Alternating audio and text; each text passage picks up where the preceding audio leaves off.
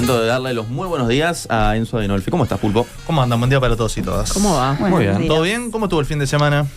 Bien. Estoy viendo ahora con la camarita, está Ay, complicado. Dios, empezamos. qué ¿Cómo Muy andan? bien, muy bien, Sí. muy bien. Bueno, me alegro. Fue Eso- cumpleaños del Muñe, no comentamos mucho, No comentamos. pero estuvo muy bien, así que estuvo la cumana, así que... Sí. Igual se comentó acá en esta mesa, no sé si escuchaste, que está dividido el equipo, ¿no? Entre los Sí. que descansamos el fin de semana para arrancar Sí, el lunes con literalmente energía. está dividido, Sí, dividido. dividido en dos. Sí. Y dividido en los dos. que salieron y metieron noche y... Sí. Y cumplimos con el compañero.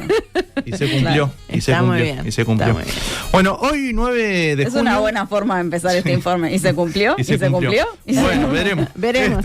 Vamos a ver qué dice el informe. Hoy 9 de junio se cumplen los primeros 100 días, ¿no? Del gobierno del presidente Yamandu Orsi. La mayoría de los medios lo han tratado ya el día de hoy, hasta el cansancio se puede decir, así que nosotros también nos vamos a sumar a eso, porque en el día de ayer Presidencia destacó los logros, los avances, las transformaciones, según indicaron desde toda la ejecutiva, de estos primeros 100 días que se dieron en estos 3 meses y poquito de la presidencia de Yamandu Orsi desde el 1 de marzo de 2025. Estamos bajo se podría decir, un discurso desde la oposición de esto del sin rumbo, ¿no? Que era algo que había destacado, por ejemplo, en la campaña electoral, quien hoy es la vicepresidenta Carolina Cose. Ayer justo me estaba acordando de esto, y muchos dirigentes de la oposición, entre ellos Javier García, Delgado, entre otros, han dicho que este gobierno no tiene rumbo. Estaba también la pandemia de las renuncias, también, que había dicho el senador colorado Andrés Ojeda. Y claro, ¿no? Sorprendieron estas primeras renuncias que se dieron a tan solo 3 meses de gobierno, destacando la renuncia de Cecilia Cairo al frente del Ministerio de Vivienda y Ordenamiento Territorial, la de Alejandra Cocha en la vicepresidencia de Puertos. Bueno, ahora últimamente la de Eduardo Viera al frente de colonización también, entre otras polémicas también, como se había dado la de Rodrigo Arim, que eso fue muy distinto a lo que pasó con Cairo, ¿no? Ayer me estaba preguntando si era así esto del sin rumbo o se están adelantando, ¿no? Y ahí quería traer algunas cosas que se dieron en el medio de la transición, en principio entre el gobierno de Orsi y el de Lacalle Pou, pero también recordando un poco cómo fueron los primeros 100 días de el expresidente de la República, Luis Lacalle Pou, ¿no? Que básicamente a los 13 días de asumir la presidencia se vino la ola de la pandemia, ¿no? Sí. Así que de eso vamos a estar conversando un poquito nomás. Orsi ha dicho durante toda la campaña electoral que no iba a ser refundacional, ¿no? Y creo que eso en principio se estaría notando en estos primeros 3 meses de gobierno, creo yo. Pero es cierto también que le vino con algunos problemillas, entre ellos fiscales, económicos, financieros, de acuerdos que se dieron en el medio de la transición. Creo que el ejemplo más claro puede ser el proyecto Neptuno, ¿no? Que se está renegociando al momento de hoy. Fueron 90 días, faltan cerca de 2 meses todavía para que culmine esa renegociación con el conglomerado de empresas. Así que esperemos a ver qué es lo que pasa. Pero ¿qué pasó en el medio, en la transición? Se hablaba de los gastos comprometidos, ¿no? Sí. De los 970 millones de dólares, que se dividen entre 360 millones de dólares de gastos que corresponden al año pasado y que fueron postergados, y 610 millones de dólares que representan gastos comprometidos al 28 de febrero de este año, que deben pagarse justamente en este 2025. Pero también se puede recordar lo que pasó con Casmo, que ya hay una solución al respecto por parte del Parlamento. Se está discutiendo todo lo que tiene que ver con la caja de profesionales. Es un tema que abordó el gobierno pasado también, pero que no se pudo llegar a un acuerdo. Los 2 temas que quedaron pendientes del año pasado, que trataron de también resolverse, que no se encontró una solución y que pasa el problema para este periodo. Exactamente. Y después las famosas presupuestaciones que se dieron en ACE, claro, ¿no? De esas 481, casi 500 presupuestaciones, que en su mayoría no, perdón, buena parte de ellas habían sido de cargo de confianza, ¿no? Del periodo pasado. Y algo cortito, Pulpo, simplemente en relación a esta enumeración que vos hacés, porque una de las críticas justamente que se hace de la oposición es esto de el gobierno no tiene rumbo. Gran parte de estos primeros 100 días fueron destinados justamente a trabajar en base a estos aspectos que quedaron de la gestión del anterior gobierno. Y cabe preguntarse si cómo actúa el gobierno en base a esas herencias no es también parte de un rumbo. Claro. Es una pregunta que queda abierta, me parece. Sí, claro. A ver, herencia que se va a discutir ahora a partir de la rendición de cuentas, ¿no? Que ya presentó el lunes pasado el gobierno nacional. Y herencia que no era tan previsible, ¿no? Porque no estaban los números sobre la mesa, sino que es como que se fueron conociendo a medida que se iban abriendo carpetas. Realmente la ciudadanía creo que también le pasó, o parte de la ciudadanía le pasó esto, de ir descubriendo día a día a medida que los jerarcas del Ejecutivo iban conociendo cuál era la situación. Es que se fue conociendo de a puchito, se podría decir, exacto, en base a lo que han dicho las autoridades. Es muy difícil trazar día, ¿no? quizás una línea, una ruta de cómo se va a trabajar, cuando te van apareciendo allí debajo de las piedras algunas cosas que son realmente complejas. Y además sumándose también otras cosas también que tenían que ver con las promesas incumplidas del expresidente Lacalle Pou, por ejemplo, de la reducción del déficit fiscal, ¿no? Sin embargo, sabemos que no cumplió, sino que empeoró una décima más, ¿no? Por ejemplo, terminó en 4,6, ¿no? Citando al turco del improvisado del jueves pasado, que la idea era terminar con un 2,5. Bueno, eso no se termina cumpliendo, sino que son 2 puntos más por arriba. Y quería destacar algo de la exposición de motivos de la rendición de cuentas que presentó el gobierno la semana pasada. Y dice, en 2024 se difirieron gastos por una magnitud inusualmente elevada y se solicitó adelanto de impuestos a las empresas públicas, lo que produjo un doble efecto. Redujo de forma artificial el déficit fiscal registrado ese año e incrementó el correspondiente a 2025. Es el déficit fiscal más alto en los últimos 35 años, esto ya lo sabemos, lo ha dicho el propio ministro de Economía y Finanzas, Gabriel Odone, insistentes veces. La primera vez que lo dijo fue en la Comisión de Hacienda a principios de abril, si no leerlo. Y a ello se suma a cuestiones deficitarias, de financieras, fiscales, etcétera, la creación de la regla fiscal que se había dado en la ley de urgente consideración, que también se incumplen los 3 pilares esenciales, ¿no? de esa regla fiscal. Me había separado por acá parte de lo que fue la entrevista de Orsi que se publicó en el día de ayer con El Observador, ¿no? Sí. Y allí los periodistas le preguntan, hay un consenso entre politólogos de que este gobierno no arrancó bien o no como hubiera deseado.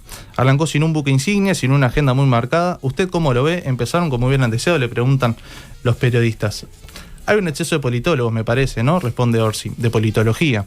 Están medios enredados, pero está bien, para eso están, para analizarnos. Yo no pensaba otra cosa distinta. Si alguien pensaba que iba a entrar con 3 o 4 leyes e iba a ser la vedette del carnaval, que sigan esperando, no me interesa. Esto, como ya sabemos, le cayó mal a los politólogos. Por lo menos a Camila, que la tuvimos más temprano. Más temprano decía que claro, que no había querido simpático. Y después le preguntan los periodistas, ¿cuáles fueron las principales acciones de estos primeros meses, las que tenía que agendar y no podía faltar? Bueno, y allí evidentemente resalta algunas de las cosas que ya veníamos comentando, ¿no?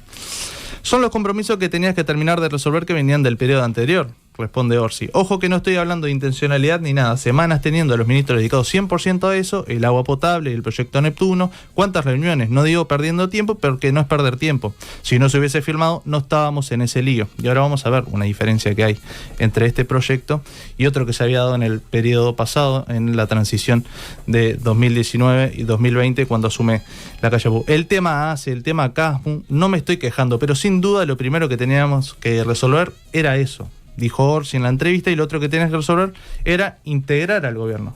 Recordemos que la mayoría de los cargos del gobierno nacional se acordaron antes del 1 de marzo, a diferencia de lo que ocurrió con el de Lacalle Pou apenas asumió en el periodo pasado. Que eso es algo que en la entrevista de la semana pasada con nosotros, el senador nacionalista Carlos Camila reconoció, acá llamando a Orsi, ¿no? Que tuvieran la capacidad de armar rápidamente el gobierno. Claro, y Orsi pone el ejemplo de Marcos Carámbula, por ejemplo, que ustedes recordarán, fue presidente de ACE, ¿no? Durante el gobierno de Tabaré Vázquez, un tramo del gobierno de Tabaré Vázquez, pero claro, sigue siendo el presidente interino de ACE durante la presidencia de Lacalle Pou, cerca de unos 20 días más de ya iniciado el gobierno. ¿Solo 20? Yo pensé que había sido más. Creo que fueron solo 20, sí. Pero en esos 20 días, ¿qué pasó? la pandemia. Claro. A los 13 días de iniciada el gobierno. Destaco una diferencia con el arranque de la calle Pou con el de el presidente Orsi. Hubo 15 años de gobierno frente a amplistas, ¿no? Después de que asume la calle Pou. No hubo un clavo, digamos, entre comillas, ¿no? Que sacar. La promesa por excelencia fue todo lo que tiene que ver con el déficit fiscal. Bueno, ya vimos que eso no se terminó cumpliendo, sino que encima se empeoró. Pero quería destacar algo que se había dado, una negociación que se había dado en la transición también, que tiene que ver con el contrato con UPM, ¿no? Que se renegoció por parte del expresidente de la calle Pou, y además se reafirma el contrato de UPM. Pero quiero destacar algo que decían en campaña electoral el expresidente de la calle Pou. Nos alegramos de la instalación de UPM, de esta segunda planta, dijo, pero advirtió que el gobierno de Tabaré Vázquez negoció de mala manera. Bueno, ¿qué es lo que sucede después, ¿no? En la conferencia de prensa donde presenta el acuerdo como un logro especial de su gobierno, allí dice la calle Pou: cumplimos con nuestra palabra, hay satisfacción por un acuerdo positivo de ambas partes y creemos que es el mejor camino elegido por el gobierno en momentos de pandemia. Esto da certidumbre, genera tranquilidad a los que quieren invertir en Uruguay y dan trabajo. Sin embargo, lo que pasó fue que se le dieron mayores garantías y beneficios a la empresa en el marco de esta renegociación que se dio entre el gobierno de la calle Pou y la empresa UPM. Esto, según recuerda una nota de Víctor Baqueta, que pueden ir a leer allí al portal de investigación Sudestado. Se trata de una diferencia sustancial con lo que pasó con el proyecto Neptuno, ¿no? Por otro lado, igual terminamos con un problema con el ferrocarril central. Que terminamos con un problema, sí, con el ferrocarril central, que ahora también vamos a ahondar un poquito en eso, que se llega a un acuerdo también. Uno podría pensar que no es el mejor, pero se termina llegando a un acuerdo después de este inicio de arbitraje que había iniciado durante el gobierno pasado la empresa Vía Central, ¿no? Pero hay una diferencia sustancial, me parece, con esto, ¿no? Se había dado con UPM y Neptuno ahora, porque el gobierno actual siempre dijo estar en contra, ¿no? Y que no se quería que se firmara, máxime en una transición, ¿no? Sabiendo que se iba que iba a asumir otro gobierno de otro signo político. Y además, otro aspecto que cuestionaba en el momento, en la etapa de transición, en ese momento la oposición o el oficialismo, era la doble vara que había para avanzar y no avanzar con algunos proyectos. Por ejemplo, la iniciativa que tenía el ex gobierno para avanzar con el proyecto Neptuno, pero sin embargo la calma para avanzar con otros temas, por ejemplo, con el del Campo. Con el del Campo. Claro. Sí, firmándose a días de la asunción del próximo gobierno, del proyecto Neptuno, por ejemplo, ¿no? Uh-huh. Otra diferencia crucial, me parece, también fue, claro, el inicio de la pandemia, ¿no? Todos los micrófonos, todas las cámaras, todas se llevaron, el gobierno se llevó todas las cámaras y los micrófonos, digamos. O sea, la pandemia marcó la agenda. Buena parte de los meses del inicio de pandemia. Claro. Sí, igual es verdad que marcó la agenda junto con la LUC. Marcó la agenda, sí, después viene con la LUC, claro. Algo que igual fue criticado también, ¿no? Si la pandemia no ameritaba posponer ese proyecto, que el gobierno pasado al revés lo marcaba como no lograron detener el proyecto de gobierno. Uh-huh. Más que nada por la discusión a nivel social que se iba a dar, ¿no? Claro, el tema es que justamente a nivel social habían otras preocupaciones, claro, en medio de una pandemia. Era muy difícil analizar los 400 y pico de artículos que tenía la LUC, incluso para los parlamentarios, sin lugar a dudas, ¿no? Quiero decir que igual hubiese tenido otra agenda y hubiese llevado cámaras y micrófonos, aunque no hubiese estado la pandemia, porque su agenda fuerte era la LUC. Sí. Uh-huh. Se hicieron auditorías, también recuerdan. Sí, en 2020. La del café. Con pocos resultados. Decide y poco apego. Con poco resultado. Ahí va, claro, se destacaba, ¿no? El decide y poco apego que había dicho la ex ministra Azucena Arbeleche, el café vencido también. El café vencido del Mides. Bueno, vayamos a lo que resalta el gobierno, bien cortito. Ahí lo estamos viendo allá en YouTube. Algunos puntos importantes que me separé. Bueno, el acceso a los medicamentos, que fue algo central, ¿no? Durante la campaña electoral. De los 100 medicamentos faltantes de las farmacias de ACE, 90 ya fueron restablecidos, y esto destacó el presidente de ACE. Es muchísimo que en 100 días 90 de los 100 que faltaban, de los 100 medicamentos que faltaban, es muchísimo el 90%. Un medicamento, ¿no? Por día, se podría decir. Claro, es un montón. Un problema que llevó años, porque años estuvimos marcando esto de que faltaban medicamentos en ANSE y no se encontraba la solución para esto. Se decía que había sido un problema de informático, después se decía que habían sido los laboratorios. Bueno, esto se resolvió en menos de 100 días. La aplicación gratuita de la vacuna contra el meningococo a niños menores de 2 años y adolescentes de entre 11 y 12 también, que es un avance clave en la equidad sanitaria, destacaron desde Presidencia. Bueno, el Plan Nacional de Salud Mental de 2025-2030, ya se presentó incluso el Plan Piloto de Salud Mental en Río Negro, hemos tenido una entrevista con respecto a ello. Bueno, en lo que refiere a educación, el bono volver de las vacaciones, ¿no? Estos 2.500 pesos para familias con niños y niñas que asisten a educación inicial y primaria pública. Esto para la compra de materiales. La solución a la deuda del CASMU, como dijimos, que ponía en riesgo la atención de más de 172.000 usuarias y usuarios, destacan en Presidencia. La pausa al proyecto Arasatí. La fijación de nueva regla de tarifa de combustibles, ¿no? Que se dio hace muy poco, que otorga mayor transparencia, permite un manejo más claro y brinda estabilidad ante la volatilidad de los precios, destacan desde Presidencia. El inicio anticipado, además del plan invierno, por parte del Ministerio de Desarrollo Social, con la apertura de nuevos locales y cupos de mejor calidad y mayor acompañamiento, con casi 2.100 cupos nocturnos. Con cambios sustanciales ahí, ¿no? Porque no son cambios únicamente de los cupos, sino de cómo se va a abordar el tema, que creo que eso es lo fundamental, ¿no? El tratar de que las personas que no quieren ir a los refugios, tengan otro tipo de contención. Y como último destaco también el inicio del diálogo para la reforma de la seguridad social, ¿no? Que ya se le empezó a dar un documento a los distintos partidos políticos, ya se empezó a citar distintas reuniones con el PIT-CNT, también entre otras organizaciones. Y lo último que pasó la semana pasada fue este cambio de rumbo con la política antitabaco, ¿no? A diferencia de lo que pasó con el de la calle Pou.